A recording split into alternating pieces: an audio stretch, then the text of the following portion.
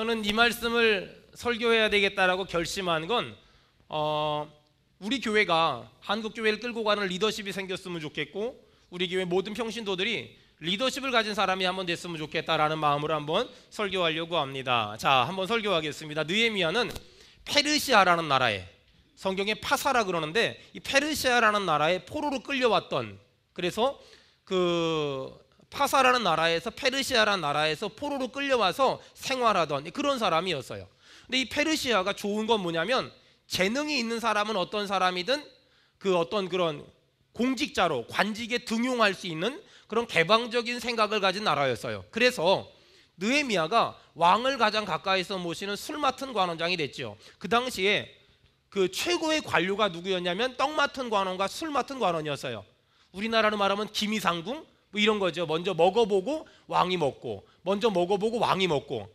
김영탄 수집사님들 집도 상한 거나 날짜 지난 건 먹어보고 애들 먹이죠. 그게 제일 고위 관료예요. 그래서 그 집의 권력은 김영태 수집사님한테 있는 거예요. 그런데 이 페르시아에서 술 맡은 고위 관료직을 가지고 있는 그 느헤미야가 굉장히 편안하게 살고 안정적으로 살았는데, 어느 날 내 고국에 갔다 온 사람의 이야기를 듣게 됐어요. 그리고 내 조국 이스라엘의 상황을 듣게 됐는데, 자, 지금 어떤 얘기를 들었냐? 1장 3절 다 같이 읽겠습니다. 시작. 그들이 내게 이르되 사로잡힘을 면하고 남아있는 자들이 그 지방 거기에서 큰 환난을 당하고 능욕을 받으며 예루살렘 성은 허물어지고 성문들은 불탔다 하니라. 아멘. 거기 보니까 내 어떤 사람이 이스라엘에 갔다 왔는데 그 이스라엘의 소식을 들었는데 어떤 일이 벌어졌다고요? 큰 환난을 당하고 능욕을 받으며 예루살렘 성은 허물어지고 성문들은 불탔다, 이런 말을 들은 거예요. 한마디로 말하면 굉장히 참담했고 굉장히 비참했어요. 그런 내 조국에, 내 고국에, 내 나라의 아픔을 들었어요. 그때 느헤미야가 어떤 반응을 했나? 4절 다 같이 읽겠습니다. 시작. 내가 이 말을 듣고 앉아서 울고 수일 동안 슬퍼하며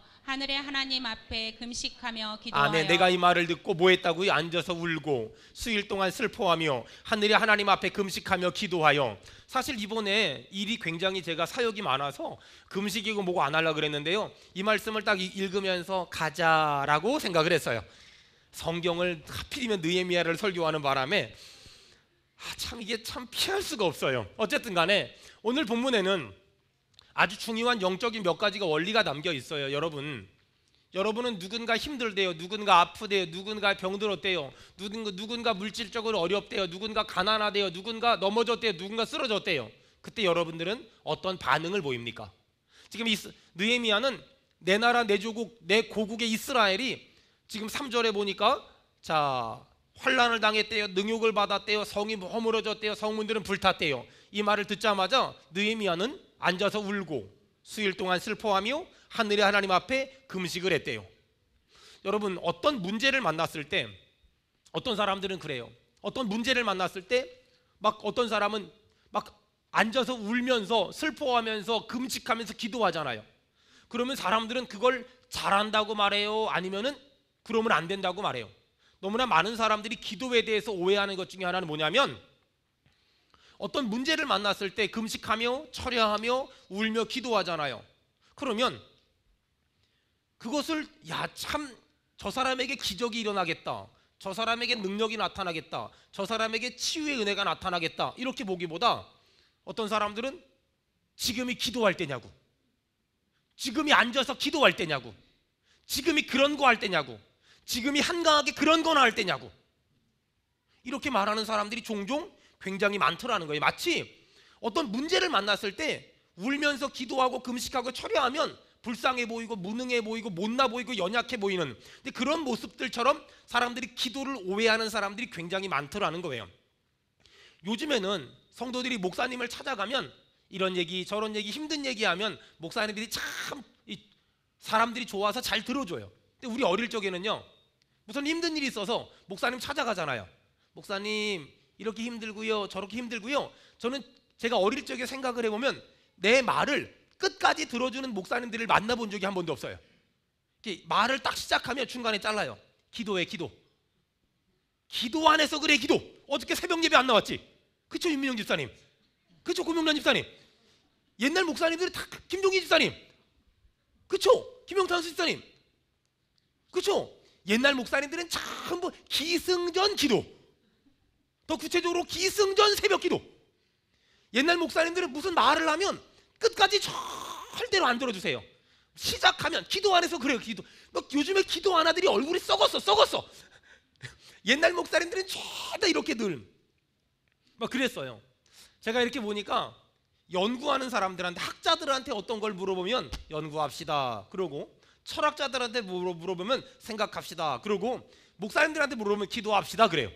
목사님 제가 이것 때문에 힘들고 이것 때문에 힘들고 알았어, 기도하면 돼. 기도. 목사님 제가 미칠 것만 같아, 기도해. 목사님 자식 때문에 기도해. 목사님 돈 때문에 기도해. 목사님 건강 때문에 기도해. 여러분, 근데 여러분들은 기도합시다, 또 기도하겠습니다 라는 말을 들으면 굉장히 이렇게 격려가 되고 위로가 되고 힘이 됩니까? 아니면 굉장히 무능해 보이고 못나 보입니까? 어떤 분이 저한테 이런 걸 요구하더라고요. 목사님, 지금 나라가 위태로운데 우리가 광화문을 가야 되는 거 아닙니까? 촛불을 현장에 가야 되는 거 아닙니까? 제가 물어봤어요. 그럼 저는 거기 가가지고 태극기를 들까요? 촛불을 들까요? 뭘 들어야 되나요? 제가 거기 가서 뭘 들어? 역사적인 현장에 가봐야 되지 않습니까? 저는 역사적인 현장은 한 번도 안 들었고요, 안 가봤고요. 저는 촛불도 든 적이 없고, 저는 태극기도 든 적이 없고요. 저는요 그냥요 성경 들려요. 성경. 저는 성경 들게요. 성경.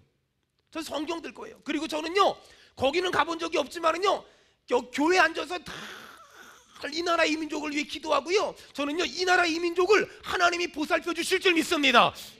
여러분, 기도한다는 말을 들으면 힘이 나고 위로가 되고 용기가 됩니까? 아니면 여러분에게 별 볼 일 없어 보입니까? 어떤 사람들은 목사님 제가 이런 일이 있고요, 이런 일이 있고 이런 일인데 힘들어 죽겠어요. 가만히 있어봐. 시장한테 전화해주고, 도지사한테 전화해주고, 군수한테 전화해주고, 높은 사람한테 전화해주면 목사님이 뭔가 도와주는 것 같고, 목사님이 뭔가 힘이 되어주는 것 같지만, 기도하겠습니다, 참 못나 보인다, 참 무능해 보인다, 참 힘 없어 보인다. 여러분, 이렇게 느끼지 않습니까? 너무나 많은 사람들이 기도가 얼마나 대단한지, 기도가 얼마나 위대한지, 기도가 얼마나 엄청난지를 잊어버리고 놓치고 사는 사람들이 너무나 많아요. 어떤 사람 그래요. 목사님, 기도만 하면 답니까? 제가 뭐라 그러게요? 다다. 기도만 하면 제일입니까? 제일이야. 제일이에요.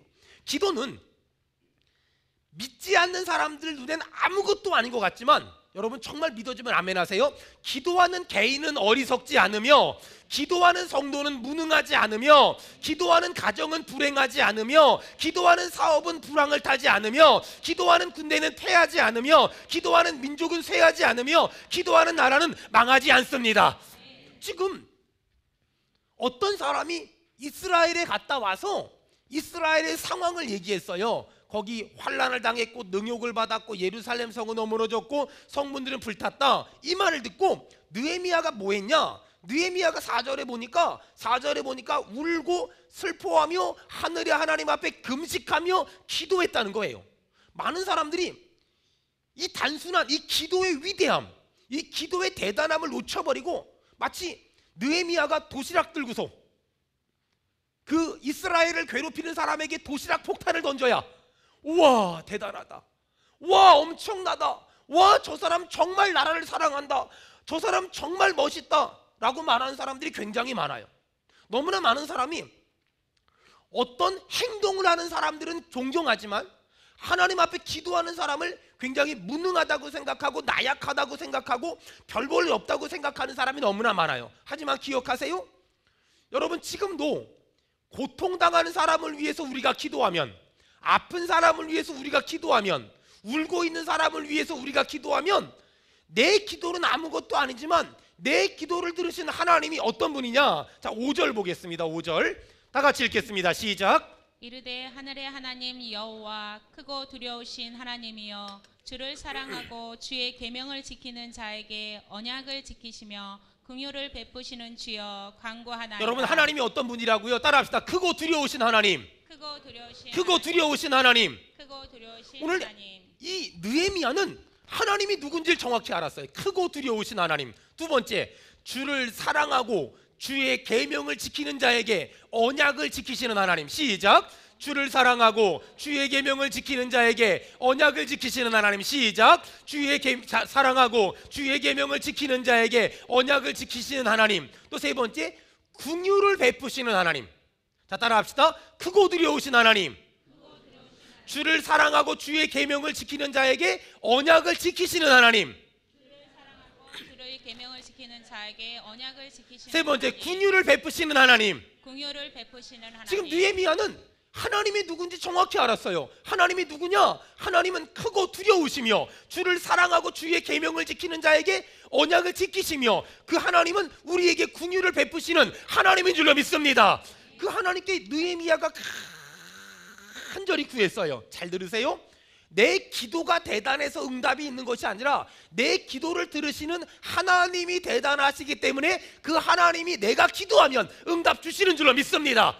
그것이 우리의 분명한 믿음이에요. 자, 그렇다면 느헤미야가 이스라엘이 어려움을 당했다는 이야기를 듣고 기도했더니 하나님이 왜 이스라엘이 어려움을 당했는지를 알려주셨어요. 자, 성경 보세요. 자, 6절 다 같이 읽겠습니다. 시작. 이제 종이 주의 종들인 이스라엘 자손을 우리 이스라엘 자손이 주께 범죄한 죄들을 자복하오니. 아멘. 거기 보니까 이스라엘이 왜 그런 환난과 어려움과 곤고함을 당했냐? 6절에 보니까 이제 주의 종이 주의 종들인 이스라엘 자손을 위하여 주야로 기도하오며 우리 이스라엘 자손이 주께 범죄한 죄들을 자복하오니. 여러분, 이스라엘이 왜 그런 어려움 당했어요? 주께 범죄한 죄들, 이스라엘 자손이 주께 범죄한 죄들이 있대요. 이스라엘 자손이 주께 범죄한 것이 있어서 그것 때문에 이스라엘이 지금 환난을 당했고 능욕을 받았고 성벽이 무너졌고 성문들이 불탔대요. 이스라엘 자손이 잘못한 게 있다는 거예요. 자, 저 보세요. 어떤 사람이 기도하다가 어떤 사람의 죄를 발견했어. 저 사람이 물질적으로 어려워진 이유, 저 사람이 건강적으로 어려워진 이유, 저 사람이 사업이 어려워진 이유, 저 사람이 가정이 어려워진 이유, 그걸 발견했어요. 그럼 사람들은 어떻게 하는 줄 알아요? 그럼 막 찾아가요. 집사님, 윤민영 집사님 그런 죄가 있기 때문에, 그런 잘못을 했기 때문에, 그런 불순종을 했기 때문에 이런 어려움 당했대요. 집사님 그 당신 남편이, 당신 아내가, 당신 자식이 이런 잘못을 했기 때문에 이런 일이 벌어진 거예요. 대부분 이렇게 말해요. 기도하다가 어떤 사람이 저렇게 힘들어진 원인을 내가 알면 막 찾아가서 얘기를 해주고 싶어 해요. 잘 들으세요.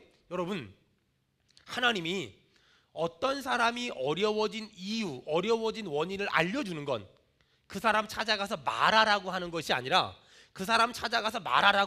여기 보니까 6절에 보니까 이제 종이 주의 종들인 이스라엘 자손을 위하여 주야로 기도하오며 우리 이스라엘 자손이 주께 범죄한 자들 자복하오니 주는 귀를 기울이시며 눈을 여시사 종의 기도를 들으시고. 여러분, 느헤미야는 이스라엘 백성들이 왜 그런 어려움을 당했는지 원인을 발견했어요. 이스라엘 자손들이 주께 범죄했대요. 알았어요. 뭐 했죠? 더 크게 뭐 했죠? 사람 찾아가서 얘기해 주지 않았어요. 찾아가서 이영탄 수집사님 있잖아요. 지금 어려워진 이유는 이것 때문이래요. 김영탄 수집사님 있잖아요. 지금 힘든 이유는 이것 때문이래요. 유창금 집사님 있잖아요. 지금 어려워진 이유는 이것 때문이래요. 여러분, 이러지 않았어요. 지금 느헤미야는 이스라엘 백성들이 어려워진 원인을 깨닫고 뭐 했냐면 기도했어요. 기도. 그 원인을 알고 기도했지 가서 말해주지 않았어요. 여러분, 잘 들으세요. 누군가 왜 저 사람이 사업이 어려워졌지? 왜 저 사람이 가정이 어려워졌지? 왜 저 사람이 삶이 어려워졌지? 알게 되잖아요. 우리는 가서 얘기해주고 싶어해요. 근데 그거 아세요? 그 얘기가 그 사람이 그걸 받아들일 만하면 상관없는데 그 사람이 그걸 받아들일 만한 그릇이 안 됐을 때는 비방이 되고 비난이 되고 판단이 되고 정죄가 된다는 거. 많은 사람들이 있잖아요. 한국교회를 비난하고 수많은 목회자들을 비방하고 수많은 먼저 믿은 사람들을 욕해요. 왠지 알아요? 이런 원인이 있다고, 이런 문제가 있다고, 이런 힘든 일이 있다고, 이런 이유가 있다고. 맞아요. 그 사람들이 하는 말 틀린 게 아니에요. 하지만 하나님이 그런 원인을 알려주시고 하나님이 그런 이유를 알려주신 건 말하라고 알려준 게 아니에요. 기도하라고. 하나님이 기도하라고 그 원인을 알려주시고 그 이유를 알려주시고 그런 것들을 알려주신 거예요. 지난주에 어떤 기독교 방송국에서 연락이 왔어요. 저보고 방송국에 무슨 프로그램인데 출연해달래요. 그게 무슨 프로그램이냐고. 그랬더니 21세기 한국교회를 위한 어떤 그런 토론 프로그램이에요. 그 토론, 한국교회의 문제점. 저보고 저에 대해서 어떻게 말하냐면, 제가 하도 어려워서 써왔어요. 개혁적인 성향을 가진 이 시대의 젊은 목사로서 한국교회의 문제점에 대해 얘기해 주시고 대안을 얘기해 주세요. 여러분, 제가 그런 걸 말할 수 있는 주제가 된다고 생각하십니까? 저는요, 개혁적이지 않고요, 아주 현실적이에요. 저는 그렇게 대단한 사람도 아니고 대안을 알지도 못하고 그런 능력도 없어요. 제가 그분한테 이런 얘기는 했어요. 전 그런 사람이 아니라고. 그리고 한국교회의 아픔은요, 한국교회는 전부 형제잖아요. 가족이잖아요. 우리가 전부 형제고 전부 다 가족인데, 보세요, 정상적인 아빠라면 자식이 잘못하잖아요. 그러면 내가 야단치고 내가 혼내도 딴 데 가서 얘기 안 해요. 이게 정상적인 아빠예요. 정상적인 엄마라면 내 자식이 잘못하면 야단치고 혼내더라도 딴 데 가서 얘기하지 않아요. 여러분, 정상적인 남편이라면 내 아내가 뭘 잘못해도 집에서 싸울지 몰라도 밖에 나가서 내 아내를 욕하지 않아요. 정상적인 아내라면 내 남편을 집안에서 싸우더라도 밖에 나가서 절대 얘기하지 않아요. 여러분, 전 그게 정상이라고 생각해요. 전 교회도 마찬가지예요. 교회가 정상적이라면 교회 안에서 갈등하고 분열하고 다툴 수 있지만 밖에 나가서는 함부로 얘기하면 안 돼요. 밖에 나가서는 함부로 욕하거나 비난하거나 정죄해서는 안 돼요. 그런데 안타까운 건 이 시대는 어딘가에 가서 한국교회는 이게 문제입니다, 한국교회는 이게 문제입니다, 한국교회는 이게 문제입니다, 이렇게 말해야 지성인이고 생각이 있는 사람이고 의식이 있는 사람이라고 착각해요. 아니에요. 하나님이 그런 걸 보여주신 건 우리한테 기도하라고 보여주신 것이지 내가 말하라고 보여주신 게 아님을 저는 믿습니다. 우리 교회가 죄짓지 말아야 돼요. 여러분들이 죄짓지 말아야 돼요. 하나님이 그런 걸 보여주시고 알려주신 건 기도하라고. 정말 이 나라 이 민족을 위하여, 한국교회를 위하여 기도하라고. 저한테 어떤 메일이 하나 왔어요. 자기 자신을 가나안 신자라고 소개했어요. 여러분, 가나안 신자가 뭔지 아세요? 거꾸로 하면 이거예요. 안 나가 신자. 가나안 안 나가. 저한테 메일이 왔어요. 이렇게 써 있었어요. 요점 정리하면, 목사님, 성도 입장에서 교회에 와서 은혜는 못 받아도 괜찮으니 시험만 안 들었으면 좋겠습니다. 지금 제가 다니는 교회는 갈 때마다 시험이 듭니다. 교회를 나가기 싫다는 거예요. 방송으로 제 설교를 꾸준히 보고 있다는 거예요. 주일날 아침에 어떤 아들이 어머니한테 이렇게 물어봤대. 어머니, 나 오늘 교회 가기 싫다고. 왜 그러냐고. 아침에 일어나기도 힘들고, 요즘 들어 대표 기도하는 사람의 기도도 너무 길고, 오늘 대표 기도 아주 굿잡. 찬양대 찬양은 왜 그렇게 화음도 안 맞고, 교인들은 왜 그렇게 마음도 안 맞고, 회의만 하면 5시간씩 하고, 도무지 교회 가기 싫다고. 그랬더니 어머니가 아들한테, 그래도 아들아, 교회는 가야 된다. 왜냐하면 하나님이 주일은 주님의 날이니 가야 되지 않겠니? 그리고 하나님이 예배하는 걸 기뻐하니 가야 되지 않겠니? 그리고 가장 중요한 건 네가 담임 목사니 가야 되지 않겠니? 담임 목사도 가끔은 누가 만들어낸 말인 것 같은데, 근데 있을 수 있는 일이라고 저는 생각이 들어요. 교회의 연약함 때문에 교회의 불만을 가지고 교회를 떠나는 사람들이 굉장히 많아요. 여러분, 교회를 옮길 수는 있어요. 하지만 교회를 떠나는 건 굉장한 문제예요. 교회를 옮길 수는 있어요. 하지만 교회를 떠나는 건 이건 굉장히 어려운 문제예요. 근데 안타까운 건 지금 교회를 떠나는 것들이 한국교회 안엔 사회적 현상으로 자리 잡고 있다는 거예요.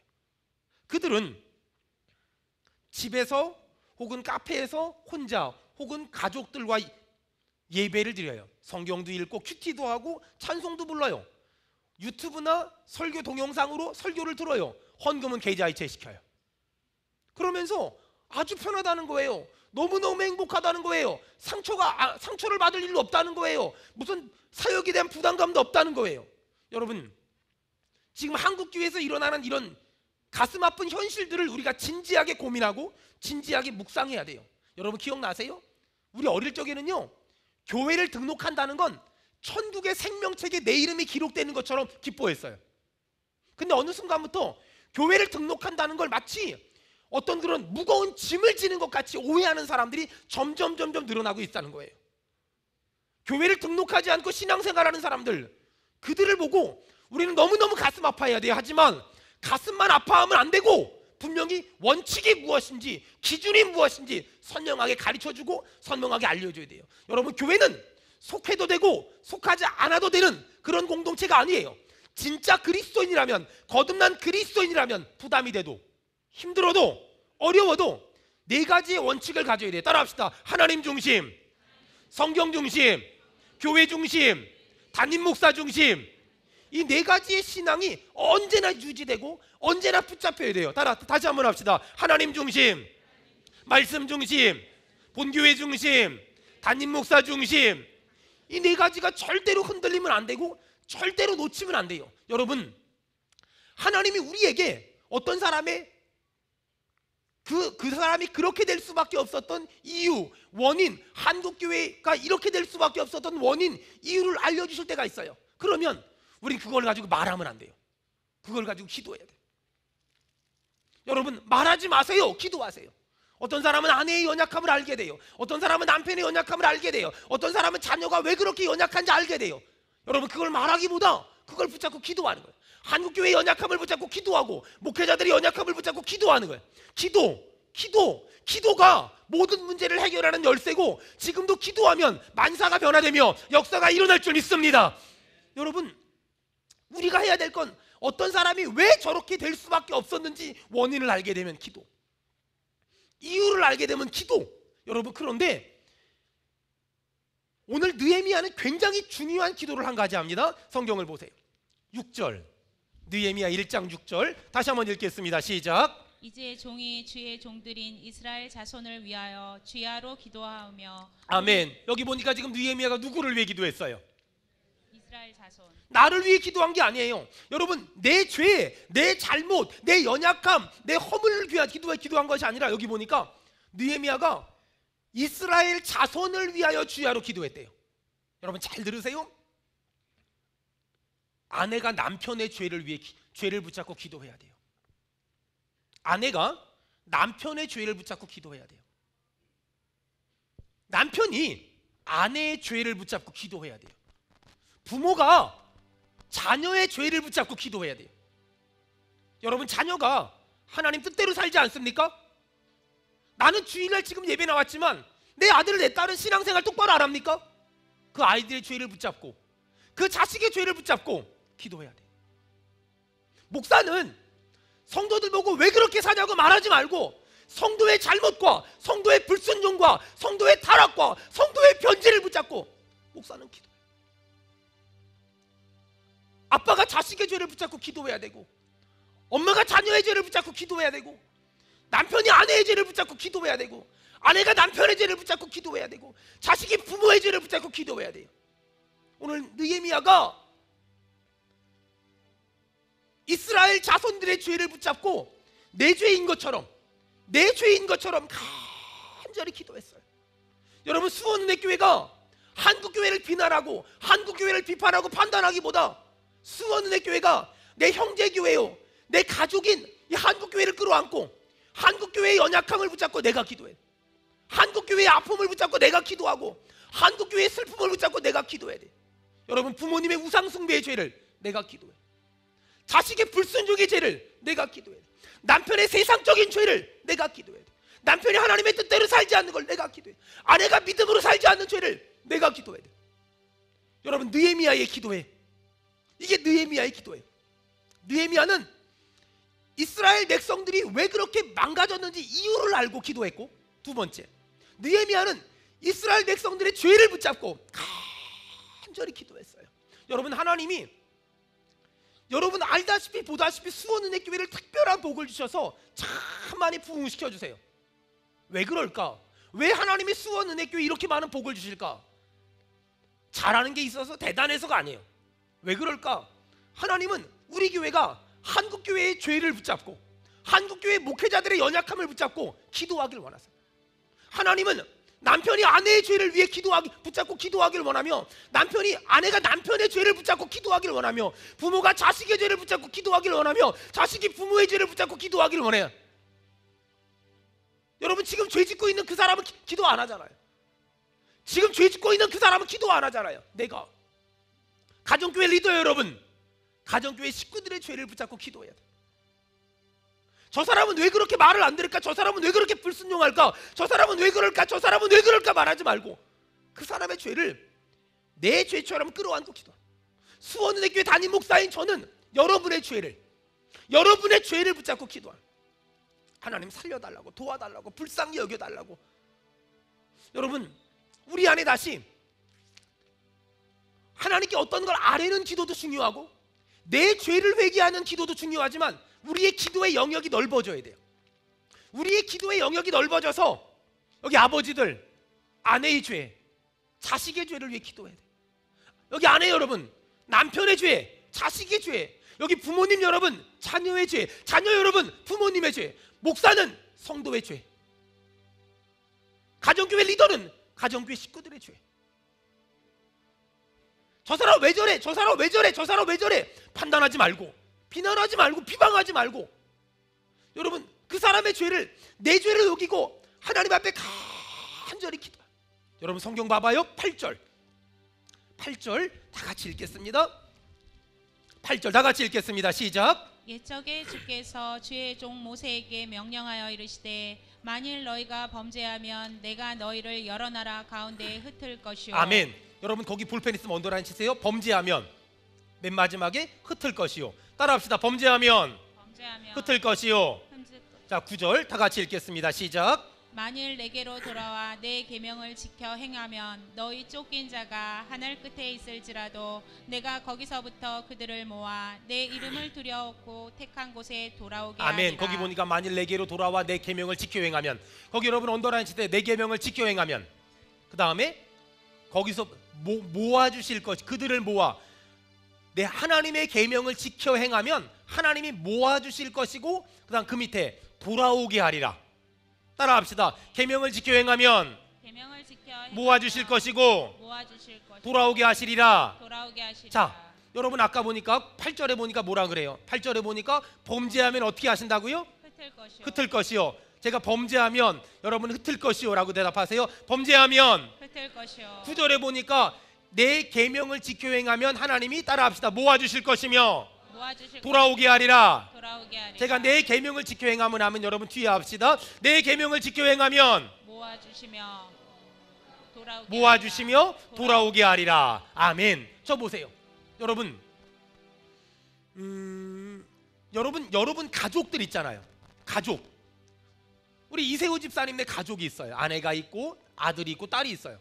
여러분 사람이 조금이면, 가족이 4명이면 마음과 생각을 모으기가 쉽고, 가족이 10명이면 생각과 마음을 모으기가 어려울까요? 아닐걸요? 여러분 집마다 일당 100들 있죠. 일당 100, 일당 1000. 어떤 분의 속으로 일당 10만이다. 여러분 사람이 조금이면 마음을 모으기가 쉽고, 사람이 많으면 마음을 모으기가 어려운 게 아니에요. 제가 보니까는요, 사람이 조금이어도 다 제각기가 있고요, 사람이 많아도요 일사불란하게 움직이는 가족이나 교회가 있어요. 여러분 근데 말이에요, 하나님이 오늘 굉장히 중요한 얘기, 가정의 리더십을 가진 사람이, 가정의 가장이, 교회의 목사가 내가 순종하면 하나님이 뭐 해준다고요? 모아주시고 돌아오게 하리라. 내가 불순종하면 흩어버리겠다. 무섭지 않으세요? 내가 불순종하면 하나님이 다 흩어버리겠대요. 사람도, 돈도, 일거리도, 일감도, 주변에 있는 사람도 다 흩어버리겠대요. 내가 불순종하면 흩어버릴 것이며, 내가 순종하면 모아주실 것이며 돌아오게 하리라. 이 복이 있길 축원합니다.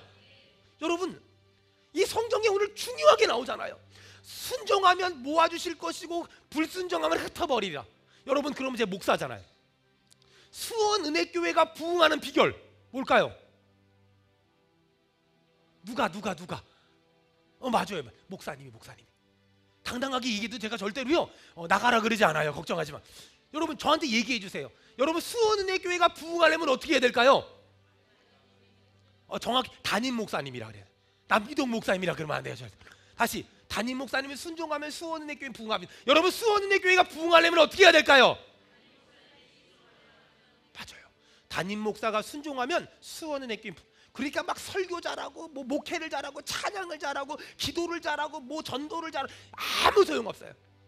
이런다고 교회가 부흥하는 게 아니에요. 이런다고 교회가 잘 되는 게 아니에요.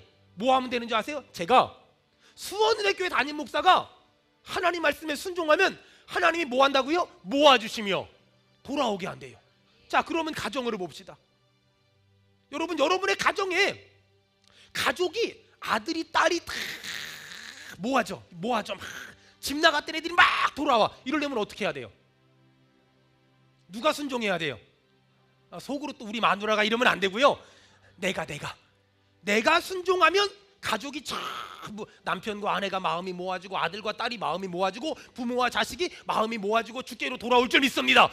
뭐 하면? 내가 순종하면. 여러분 굉장히 중요한, 여러분 그렇다면 질문해야 돼요. 여러분에게 어떤 불순종이 아직 남아 있습니까? 불순종하면 흩어버린대요. 근데 왜? 여러분 저는 불순종하고 싶을 때가 있는데요, 안 해요. 왜냐면 전 알아요.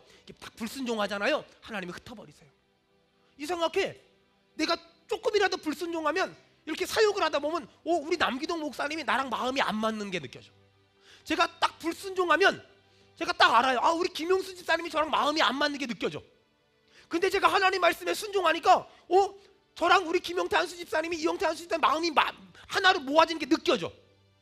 순종하면 모아주시고 불순종하면 흩어버리신대요. 옆 사람 보고 물어보세요. 이래도 순종 안 할 거냐고. 시작. 아니 이래도 순종을 안 하면 그 사람 어떡하겠어요? 이게 다 죽자는 거잖아요. 이래도 순종을 안 하면 이게 죽자는 거잖아요. 이게요. 여러분 이래도 순종을 안 하면, 이래도 내 마음대로 살고 내 뜻대로 살고, 이래도 불순종하고, 이래도 자기 마음대로 살고, 이래도 자기 멋대로 살면 다 죽자는 거잖아요. 목사가 순종 안 하면 교회가 막 흩어진다니까요. 여러분 지금 이만큼 하나님한테 복 받았잖아요. 제가 순종했기 때문이고요. 사실 더 많이 복 받을 수 있었는데요, 요만큼밖에 안 된 것도 제가 불순종하기 있어서 그래요. 여러분 제가 잘못했습니다. 앞으로 더 순종할 테니까 여러분의 가정과 직장과 사업에 복이 있길 축원합니다. 제가 순종하면 성도들한테 복 준대요. 여러분 그러니 목사가 얼마나 짓눌리겠어요. 어느 날 어떤 사람한테 전화가 와서 목사님 제가요 사업적으로 너무 힘들어요. 전화를 받잖아요. 그럼 제가 무슨 생각하는 줄 아세요? 저 사람 왜 저렇게 일을 똑바로 못해? 이게 아니라 내가 불순종한 게 뭐지? 내가 불순종했으니까 저 사람이 어렵지. 그렇다고 여러분 반대로 뭐가 안 되면 그 목사님 탓이라고 말하는 건 아니야. 그냥 내 생각에 아니 그렇잖아요. 내 생각에 그렇다는 거지. 여러분이 그래 목사님이 요즘에 기도하라고 똑바로 안 사니까 내가 되는 일이 하나도 없어, 이게 이러면 안 되는 거예요. 그냥 내가 그렇게 생각하. 내가 그렇게 생각한. 여러분 가정마다 마찬가지예요. 여기 아버지들 잘 들어보세요. 가족들이 마음이 하나로 안 모아지거든 불순종한 걸 찾아내. 그렇다고 또 아내가 또 당신 봐봐 똑바로 안 하니까 우리 집안이 이 모양 있고 이러면 안 되고, 내 생각에 내가 그렇게 해야 된다는 거예요. 아내도 마찬가지예요. 가족들이 마음이 안 모아지면 내가 불순종한 게 뭐지? 그걸 자꾸 찾아내요. 보세요. 교회에선 담임 목사가 순종하면 하나님이 교회에 복을 주시고요, 가정에선 아버지가 부모님들이 순종하면 자녀들에게 복을 주시고요, 직장에서는 사장님이 순종하면 직원들에게 사업에 복 주실 줄 믿습니다. 여러분 순종하면 하나님 모아주시고 돌아오게 하신대요. 불순종하면 흩어버리겠대요. 여러분 우리 여기서 순종에 대해 한번 정말 정확히 한번 짚고 넘어갑시다. 여러분 저는요 여러분들 앞에서 이렇게 설교하잖아요. 사실 이 모습은요, 지금 이 모습은요 정확히 말해서 제 모습이 아니에요. 여러분 진짜 제 모습이 뭔지 아세요? 저 혼자 있을 때 제가 뭐 하나, 나 혼자 있을 때 내가 하는 일, 그게 저예요. 나 혼자 있을 때 내가 하는 일. 아니 제가 여러분 앞에 있을 때 교회에서 욕을 하겠어요? 싸우기를 하겠어요? 소리를 지르겠어요? 못된 짓을 하겠어요? 돈을 훔치겠어요? 남을 때리겠어요? 저는요 제가 봐도요 남들 앞에서는 정말 잘해요. 근데 문제는요, 저 혼자 있을 때 제 모습은 지금 이 모습은 아닐 때가 많아요.